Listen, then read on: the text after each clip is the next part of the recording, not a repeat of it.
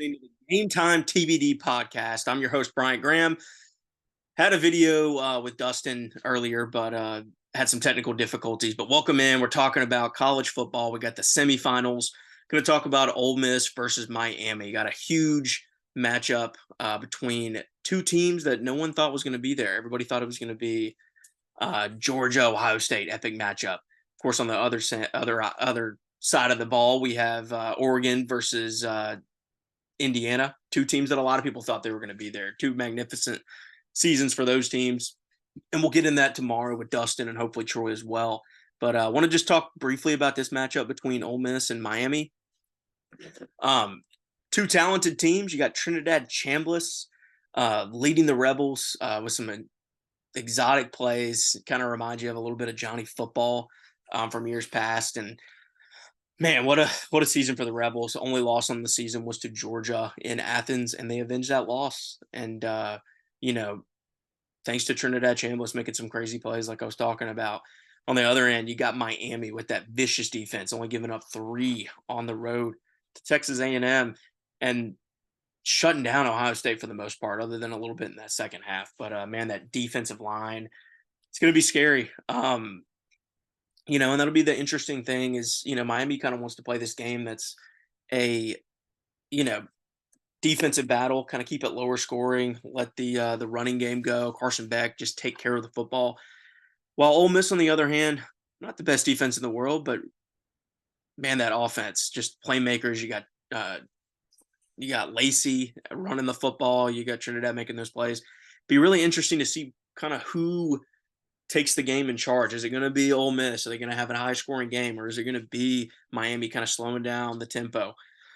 It'll be interesting to see that Miami defense. Man, they've got some playmakers. Are they going to be able to sack Trinidad Chambliss like they got pressure on Julian Sayin last game? Or is Chambliss going to be able to, make some moves out of the pocket? It'll be interesting. And I think that'll be the tale of the game. Another big key is Carson Beck gonna, be that preseason Heisman from a couple years ago, or is he going to turn into Virginia Carson Beck, where he throws 4 interceptions, or SMU, where he throws a couple picks? It just depends. It's going to come down to the quarterbacks. I think is going to be the crucial parts of this game, and then that Miami defensive line. It is important that Ole Miss gets out to a good start by running the football. I think, if they're able to get Lacey going, Trinidad's going to be able to open up the play action pass, throw some deep shots, and open this game. So, biggest key for Miami, 1, Carson Beck, take care of the football, get it to Malachi Tony, and 2, get those defensive ends rushing the passer like you did in the past 2 games. And then the biggest key for Ole Miss is, make those crucial stops when you need to, force Miami to field goals, and let Trinidad cook, man. So I do have Miami winning this football game 30-24.